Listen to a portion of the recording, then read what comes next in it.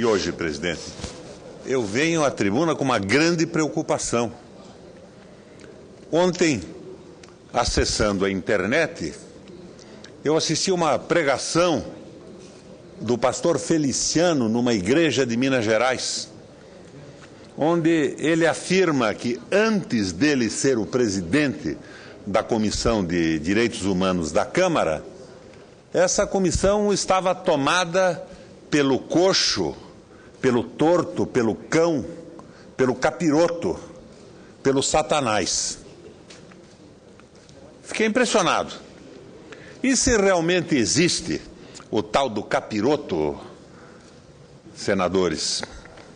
Se realmente existe, ele anda possuindo mesmo a nossa gloriosa e nunca suficientemente louvada, exaltada, enaltecida, aclamada e entoada mídia, que continua a cumprir com zelo, talvez sob a inspiração do capiroto, se é que ele existe, maestria e muito proveito, seu papel de liderança e guia da oposição, como aquela senhora que dirigia a Associação Nacional dos Jornais e superintendia a Folha de São Paulo e proclamava com a desenvoltura e a plasticidade dos que sabem o que dizem e querem.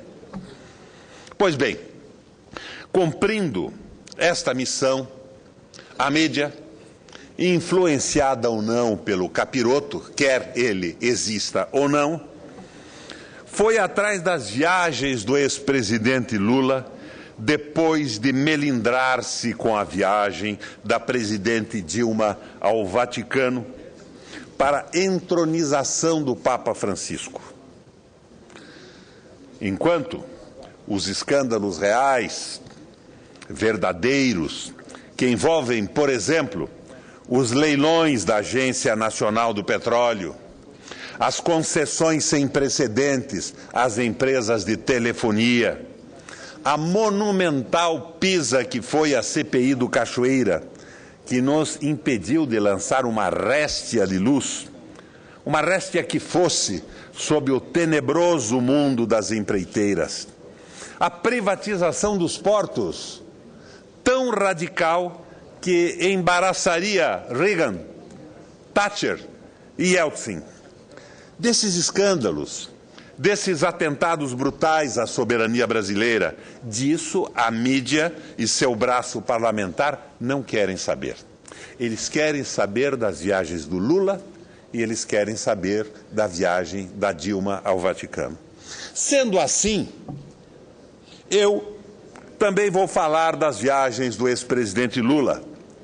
E para isso socorro-me de um texto de Hugo Carvalho, que recolhi no sítio do jornalista Luiz Nassif.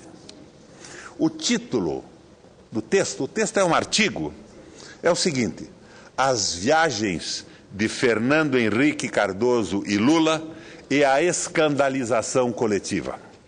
Diz o autor, abre aspas, um presidente brasileiro está rodando o mundo em viagens patrocinadas por empresas e corporações que cresceram e ganharam muito dinheiro em seu período de governo.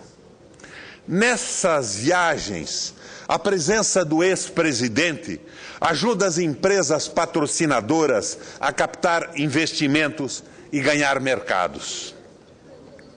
As empresas amigas também patrocinam palestras desse líder político no Brasil e contribuem com fundos milionários para um instituto que leva o seu nome e destina-se a preservar a sua memória. Coisa terrível, não é, senador Viana? Se esse presidente se chamasse Luiz Inácio, suas atividades no exterior seriam manchete da Folha de São Paulo, colocando-o sob suspeita de atuar como lobista destas empresas sujas. Mas estamos falando de Fernando Henrique Cardoso, que também viaja fazendo palestras a convite de empresas, ONGs e instituições diversas. A diferença mais notável entre eles, há muitas outras, mas a mais notável é que Fernando Henrique Cardoso vai lá fora para falar mal do Brasil. Nas asas do Itaú, seu patrocinador master, Fernando Henrique esteve no Paraguai em 2010, no dia em que o banco inaugurou a operação para tomar conta do mercado do país vizinho. O Itaú também o levou a Doha e aos Emirados Árabes, ano passado, como informou a imprensa financeira, com a intenção de morder parte dos 100 milhões de dólares que o Barva Bank tem para investir no mercado imobiliário brasileiro. Itaú Unibanco and Fernando Henrique Cardoso visiting Qatar and the UAE. A Folha estava lá, mas não diz quem pagou a viagem da colunista Maria Cristina Frias. Fernando Henrique Cardoso vai ao Oriente Médio com o Itaú para atrair investimento. Ela escreveu exatamente isso. Zero de suspeição ou malícia. O jornal não se preocupou em saber se a embaixada brasileira alugou impressoras para apoiar o ex-presidente em sua missão, mas registrou direitinho o que ele disse lá sobre o governo brasileiro atual. Corrupção cresceu em relação ao meu governo, diz Fernando Henrique Cardoso. Com esse papo, o ex deve ter atraído investimentos para o Chile, não, seguramente, para o Brasil. Fernando Henrique Cardoso também falou mal do Brasil quando foi à China em maio passado, de novo pelas asas do Itaú. Nem parece que é um banco, mas parece ser uma agência de viagens. Reclamou do ajuste do câmbio, da falta de planejamento e fez o comercial do patrocinador. Baixar a taxa de juros no Brasil é importante, mas tem que olhar as consequências. Fecha aspas. Ele disse exatamente isso aos chineses. O Estadão resumiu no título a visão de Brasil que Fernando Henrique passou em Pequim. Não se pode crescer a qualquer custo, disse Fernando Henrique Cardoso. Em novembro do ano passado, a casa americana JP Morgan pagou Fernando Henrique Cardoso para falar do Brasil sem sair de casa. O Brasil está pagando o preço por não ter dado continuidade aos avanços implementados, entre aspas, ele disse, numa palestra para investidores estrangeiros em São Paulo. Na edição deste sábado, a Folha sugere ao Ministério Público que promova uma ação para alguém devolver gastos indevidos com horas extras de motoristas e deslocamento de funcionários nas embaixadas por onde Lula passou. Mas não se comove com o fato da estatal paulista Sabesp ter pingado 500 mil na caixinha do Instituto FHC. Ah, fosse o Visanete, o que estaria dizendo em voz alta e com aquela sua firmeza característica o Joaquim Barbosa? Fernando Henrique ainda era presidente da República em 2002, quando chamou ao Palácio Alvorada os donos de meia dúzia de empresas para alavancar o instituto que ainda iria criar. Odebrecht, Camargo Correia, Bradesco, Itaú, CSN, Klabin e Suzano. A elas se juntaria a Ambev. Juntas, pingaram 7 milhões no chapéu de FHC. Mas foi o Tesouro que pagou o jantar, descrito em detalhes nesta reportagem da revista Época. Todos à mesa eram gratos a Fernando Henrique pelo Plano Real. E não se duvide de que alguns tenham coçado o bolso por idealismo.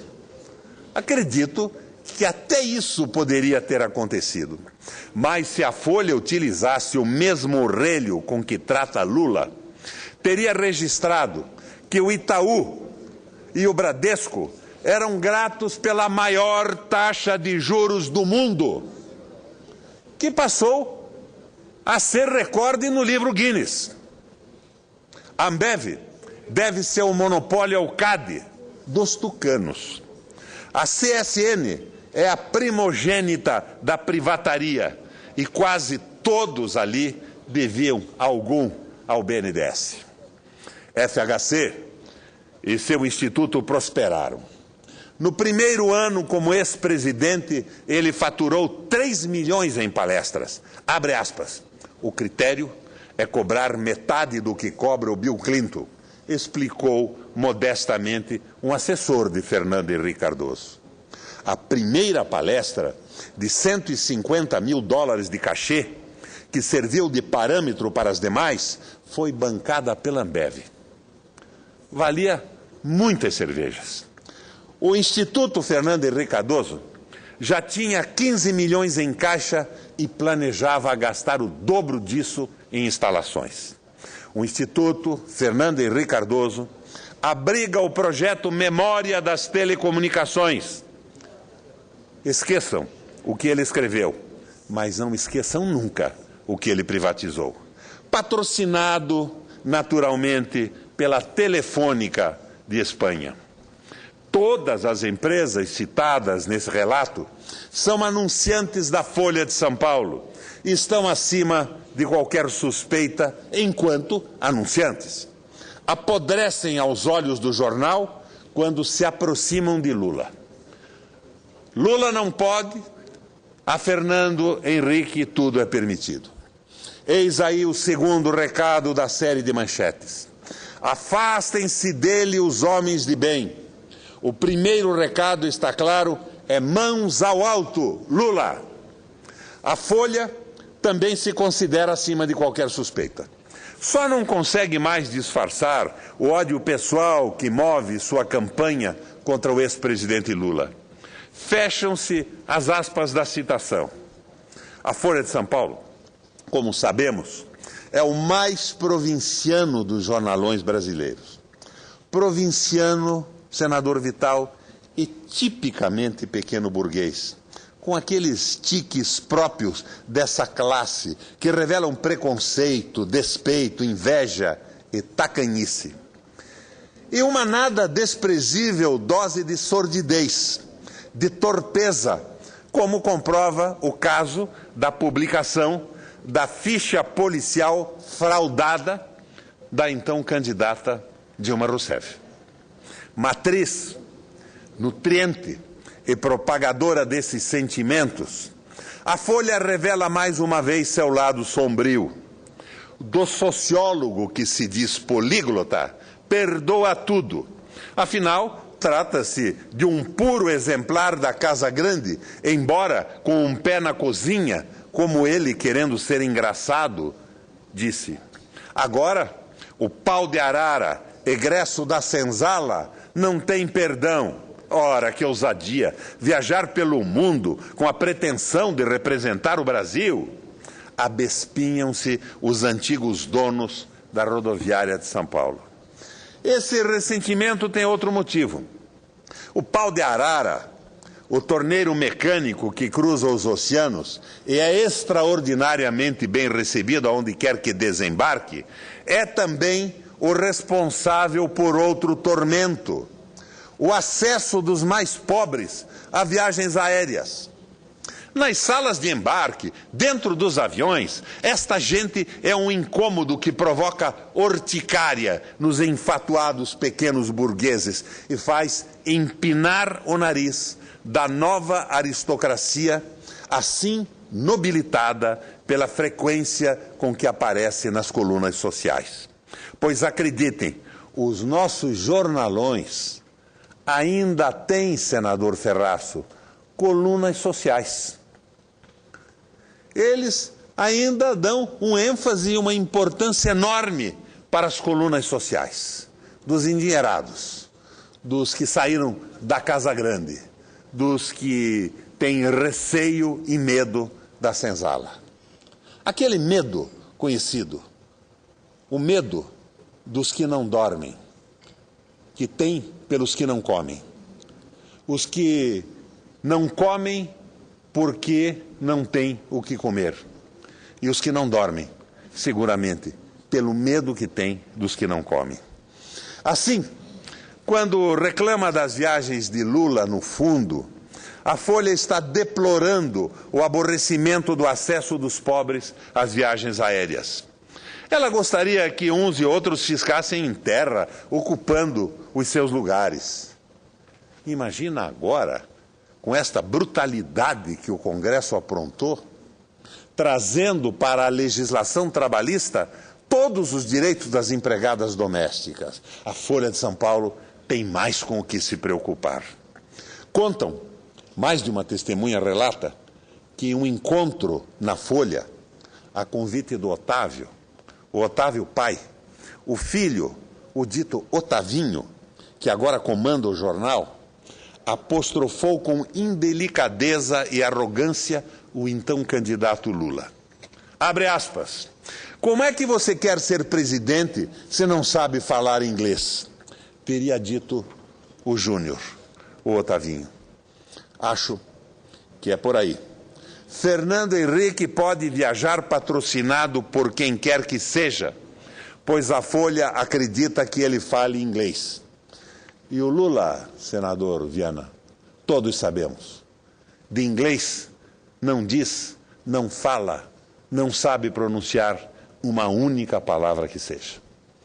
Obrigado pelo tempo, presidente.